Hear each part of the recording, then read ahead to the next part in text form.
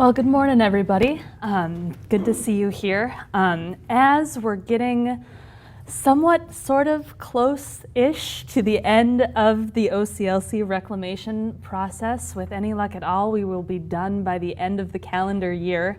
We thought we'd like to cover some cataloging updates and some reminders for some best practices to go over since we're through the reclamation process. A few things have updated and a few things have changed. So for those of you who have been reclaimed or are going to be reclaimed soon, given that we're now needing to match our records more closely with the record that's in OCLC, here are a couple of best practices for you. If you can avoid limiting edits of any of the major fields, 245, 260, 264, 300, for those of you who don't speak cataloger, that's your title fields, that's your publication fields, and that's your extent fields. Page numbers, dimensions, that kind of thing. If you can limit any major edits of those, that is super helpful. If you come across any errors in those fields when you're cataloging, if a record hasn't been completely filled out in OCLC, please let the help desk know. We have authorities to edit the records that are in OCLC, so then they're correct, so we're leaving their database a cleaner place for people who come after us as well. Please leave the 035 field in the record. Once again, translator for catalog speak, that's the OCLC number. And much like our bib numbers in Horizon are unique to a single bib in Horizon, an OCLC number is unique to records in OCLC. One OCLC number per record. So we try and keep those as clean as possible. If you notice records in Horizon that are missing information, if you notice a record that's got 3 or 4 OCLC numbers in it and go, that's not right, please, please, please let the help desk know. Send us a quick email with a bib number. We'd love to take care of that for you, because when we've got more than one OCLC number in a record, it means that our holdings for your library and for the SELCO region are scattered over a few different records. And that's not good, because all of your records or all of your items in Horizon are on one bib. So we'd like to keep it as clean as possible. We'd like to keep your holdings as accurate in OCLC as possible for anyone outside of the region or within the region looking in WorldCat for your materials. So you don't want us editing 300 anymore? Not drastically. Like if it, for example, if it just says pages CM and it doesn't have the page numbers or the extent or anything, you can feel free to add those, but if you do add those, please send an email to the help desk, because then we'll be able to add those page numbers into the OCLC record as well. Wow, you're going to get a lot of emails. A lot of emails. Lots of emails. Every new book almost. Yeah. Really? That's going to take us a lot of extra work. Yeah.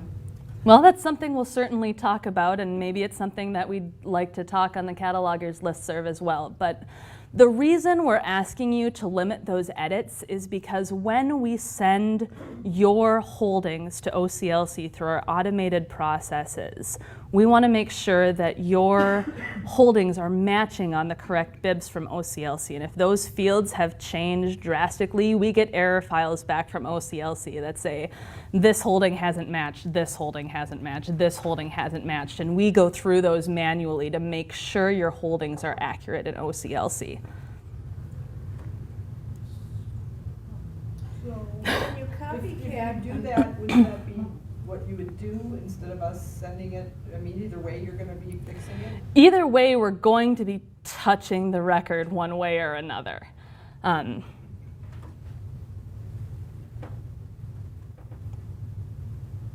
Are you bringing, when you're bringing in records, are you bringing in fully cataloged records from OCLC? They just don't have the pages or extents? sometimes, yeah. Okay. I'm just curious as to how many you're running across that are that incomplete when you're bringing in records. When you do pre-pub, it happens all the time. Oh, pre-publication is a completely different story. Well, if you've got, let me back up a second. When you're bringing in, like, say, acquisition records or pre-publication records, and you're bringing in those bibs as placeholders in the catalog, you're leaving them as IP. It's kind of just that place that exists for your items to exist before you actually have the record in hand. Is that what I'm hearing you say? No, not sometimes, but not always. Okay. For We're instance, bringing in complete records that have no pages listed, right. Nothing about the illustrations that are in the book. Okay. Nothing for the centimeters. And these, otherwise they are complete. Okay. maybe not marked as large print. Yeah, large. I'm going to cover large print. We're getting there. And series aren't always complete either. Yeah, series are. We're going to talk about series 2. We're getting there. Probably. So if we brought one of those and it didn't have page numbers and we added page numbers, then you wanted an email?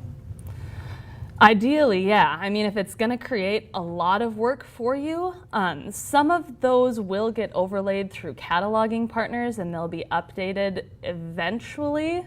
But if you're bringing in records that are missing things like series, missing things like page numbers, I mean, ideally, we'd like to be able to provide not only our patrons with the best record possible, but other catalogers that are using OCLC with the best records possible too. And if it's missing things, we'd like to be able to include that information.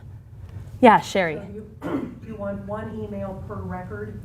The question from Sherry was 1 email per record, and ideally probably, but I'm sure with all of you cataloging, that's going to be impossible. So it's certainly something that we'll be talking about, I'm sure, in listservs and email conversations to come from here on out. One record per email rather than a list of them. Than a list of them. We'll see. We'll see. It's something that we'll need to talk about. So in addition to looking at some of those records, there's a few practices that we'd like you to look at for items that already exist in the system. When you're withdrawing material, removing items from your shelf, instead of just deleting them, we'd really, really appreciate it if you can now mark them withdrawn instead. What withdrawn does is it gives us a signal. We export a list of anything that's withdrawn and then can remove your holdings from OCLC. So you don't have holdings in OCLC for things that aren't on your shelves on your libraries anymore. So instead of just deleting, change them to withdrawn. That'd be fantastic. If you're yes, Bonnie. I'm sorry, I have a quick question. Yeah. If you have a quick acquisitions record, Mm-hmm. and then you get the book, Mm-hmm. and there's a full record for your book, but your holding is over here. And what you'd like to do is you'd like to merge that brief acquisitions record into the full record and have the full record complete. Rather than just getting rid of the. If you do that, and if you notice in the record that there are different OCLC numbers in the 2 records, your acquisition record maybe had an OCLC number in it, maybe it didn't, but if it's different from the one in the full record, we would really like an email to the help desk, because then we make sure that your item has the correct holdings in OCLC and it's not trying to exist on 2 different records. But if that brief acquisition record doesn't have an OCLC number in it, by all means, please relink them and merge them to the full record. And then part 2 of that is. Yes. Say I'm cleaning up acquisitions that never did arrive. Mm-hmm. Do you just want a list of those? Because I don't think I could change the status Yeah. in order or record. If it's got an OCLC number, then we'd need to know, because then it's got a holding in OCLC. If it doesn't have an OCLC number in it, there's no way for us to attach holdings in OCLC, so we wouldn't need to know. Okay. Does that make sense? So I could just delete that record. Mm-hmm. Okay. Acquisitions. So that covers any items that are available that you'd be withdrawing. The other thing to remember, if you're deleting lost items. I know oftentimes those will get deleted instead of getting changed to withdrawn for fine reasons or other reasons that you may be deleting a lost item.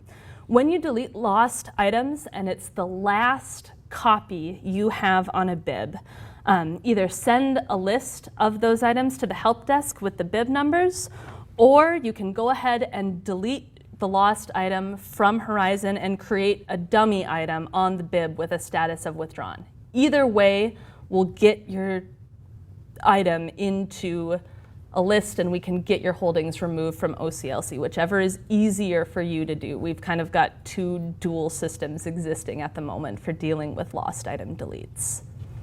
And if you've got any questions about those, feel free to contact the help desk, feel free to email me. We just don't want them disappearing without your holdings in OCLC disappearing as well.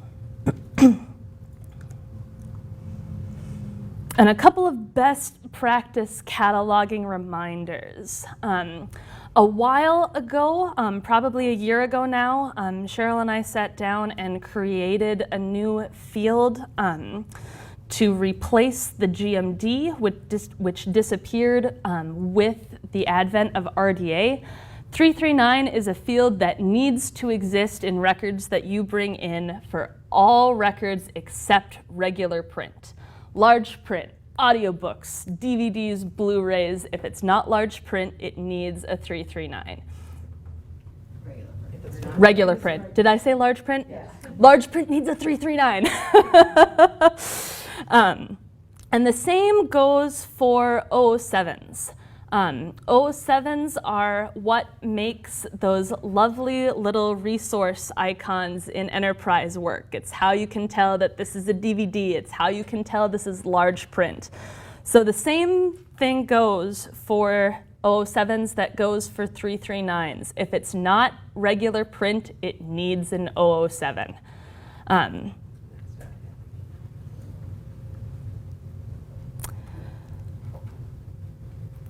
Again, we know that patrons love their series. And so for us to be able to keep track of those, if the record has a 490 0, so it's just got the 490 in the record, please just leave that as is. When we send our records to Marchive, Marchive is looking at every single series statement that is a 490 0 and sending those back to me to look at. Once they've been sent, I can see if there is an authority in OCLC created by the Library of Congress for that series, and I'm adding them in so your series stay current.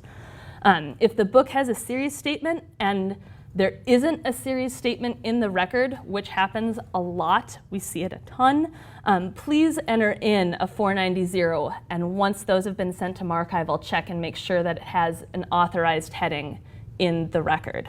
490 0s are searchable in Enterprise, as they are in Horizon. So if people are looking for those series, even if it just has that one field, patrons are going to find it if they're looking for it. And now on to updates. We've been telling you about this for a long time. You've heard it coming for a long time, but the Library of Congress has finally released the first list of Library of Congress genre fiction headings for fiction. We've been working for a long time under the weird hybrid system of other genre headings, but the terms are finally coming in for fiction. Those terms are identified by a 655 field, second indicator of 7, subfield 2 of LCGFT. And this is a lot of cataloger speak, so if you're not a cataloger and your eyes are glazing over, I totally understand. There are some major changes with the genre fields that things used to look like and things aren't looking like it now, because of course they did. So detective, the genre term for detective and mystery stories is now detective and mystery fiction. Love stories has changed to romance fiction. Adventure stories has changed to action and adventure fiction. So there are some terminology changes that we have slowly but surely been changing and updating in Horizon. The other main thing to remember with these headings is that they are not subdividable. So they're just going to exist in the record on their own. No dates behind them, no place divisions behind them. They're just standard genre headings. So we should be seeing new records coming in with them as more people apply them. Hopefully, we'll be able to start seeing them. Tyler and I have been going through and updating the ones that already exist in our system, which takes a lot of doing, as we almost have 20,000 books with the term detective and mystery stories in them. But we've been changing those in bulk, and you should start seeing those changes reflected in the catalog. If you're interested in a full list of them, they're available from the Library of Congress website. I can direct you there if you're interested in seeing a full list. And you'll notice in the first slide I said first list. This is the first list of at least 2 that I know of. The second list isn't coming out until December, which means we'll probably, if they have their act together and if they approve it in December, like they say they're going to, we'll probably start making those changes in January at the earliest. So if you see records with the old terms, if you feel comfortable changing them over to the new terms, feel free. We'll probably be going through the database on a semi-regular basis and changing over any old headings to reflect the new headings once we see them. And last but not least, right now, if you're a cataloger for the schools and everything I just said made your eyes glaze over and say, I don't want to do this, we have an option for you. We offer a service, it's a value-added service that's contract cataloging for schools. It's 20 items a month that are cataloged by SELCO. You send your items in delivery, they get dropped off on my desk, I bring in records for them, I put the record number on a little post-it note on the front and ship it back to you in delivery. When you get them back, all you need to do is add the item to the bib number that's on that little post-it note. For those of you who know Dewey Day, it works just like Dewey Day.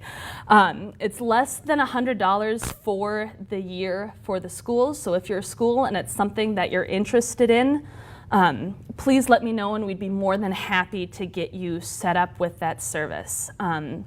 There's still cataloging available for publics as well, and if this goes well for the schools, it might be something we look at rolling out to the public libraries as well.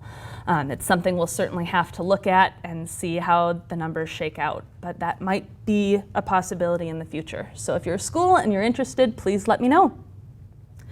Any other questions? Yes, Sherry. Dewey Day, will you be doing that again this year? Sherry wanted to know if we're doing Dewey Day this year, and hopefully, if things go well, yes, we will be doing the ever-popular Dewey Day items once again. It'll probably be pretty similar to how we did it last year and about the same timing. You'll see more information coming out on that probably around November.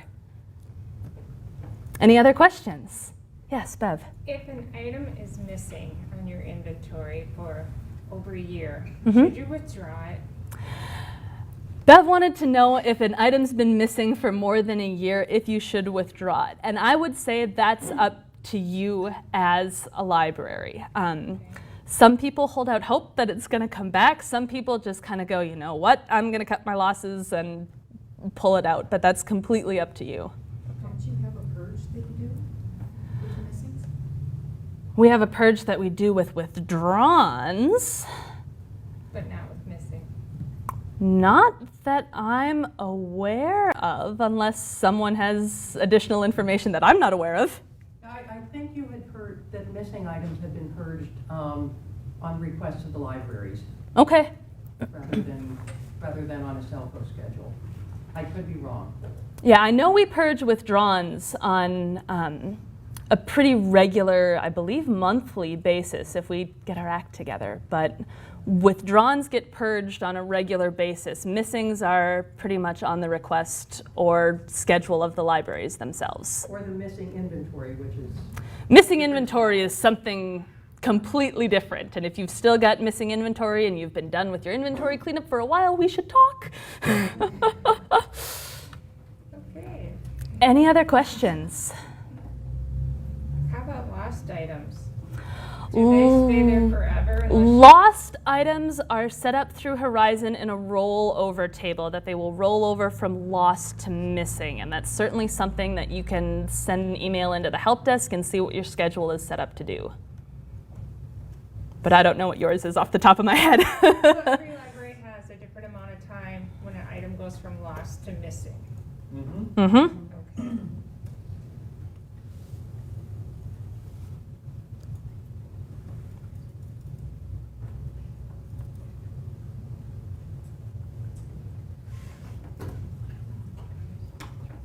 Anything else?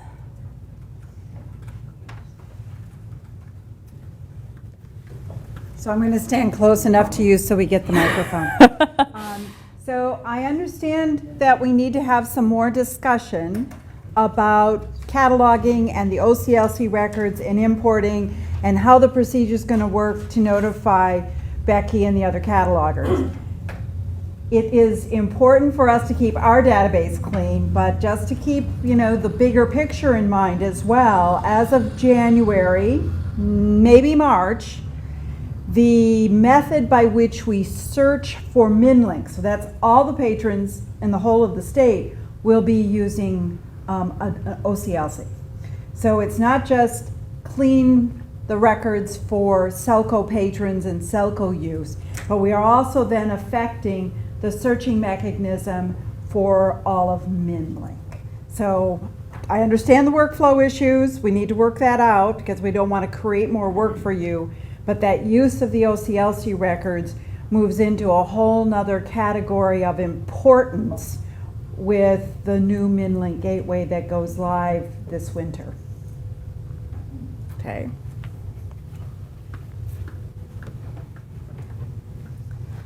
And with that, we're moving on. I would like to ask one more question. Yeah, go ahead. If you're seeing that we're making the same mistake over and over and over, you let us know, don't you? Oh, absolutely. If it's a repetitive thing that we've seen, I will pop off an email that just said, hey, I've noticed that you've been forgetting to change your bibs from IP to CC for a couple of weeks now. Just a gentle reminder that would be fun. It's certainly not anything that I do on a regular basis because I know you're all good catalogers and I know you've all been doing this for a very long time. But if we notice things and it's becoming a pattern, we'll definitely let you know. And if you have questions about records, if you're wondering where you are in the OCLC projects, if you're wondering if something in your workflow or something you've been doing is throwing off something, please, please, please let us know. I'd rather have you ask the questions than be going, oh, I don't know if I'm doing this right. So please, please, please let us know. I guess what's disheartening is that OCLC is not perfect either. Oh, absolutely not. And when you feel you are creating a better record for yourself, your patrons, and your staff, and you're not allowed to. Oh, I'm. That is, and because OCLC does not recognize it yet, and how long is it going to take for them to figure out that that author does have a new name? I don't know. I don't put books on shelves anymore because of that. I've thrown books away I've ordered because the record does not reflect the book anymore. And if you're making changes that you feel better reflect the book that you think is increasing accessibility, is increasing access for your patrons, I would love to know, because I would love to see if there's a way that we can also improve the OCLC record. Because if you're unhappy with it, chances are there are other librarians and other catalogers who are feeling the same way. And if there's anything that I can do to work with any of the authority records that are in OCLC, there are some things that are out of my control with authorities. But if you're seeing records that are missing series, that are missing page numbers, then you're adding those things to increase the accessibility for not only your patrons, but I would love to add those to the OCLC records so other patrons and other librarians and other catalogers who are using OCLC from across the country have better access to those records as well. Authority to do that. I can change certain things in OCLC records. I can make changes to OCLC records, I can add page numbers, I can add series. What I cannot do is I cannot create and I cannot edit authority records. So that's anything like I can't create an authorized subject heading. I can't create a new authority record based on a change from an author. That needs to, we would have to go through a lot of certification for that to happen. That gets done through the Library of Congress and other members.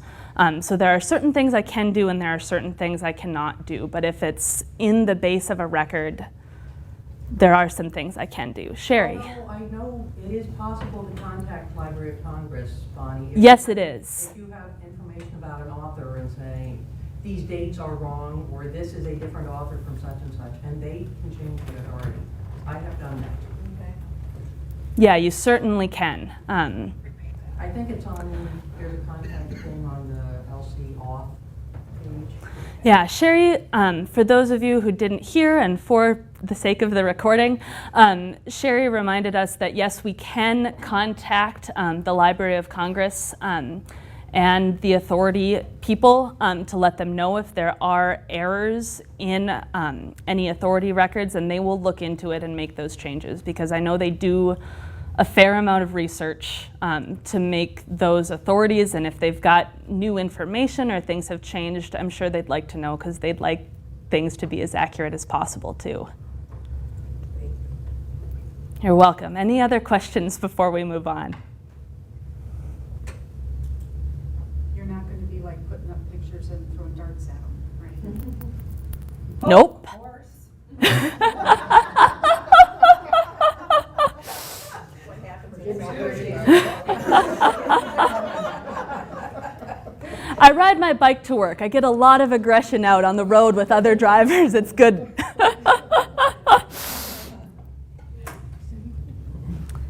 Sorry about it. Okay. Okie dokes.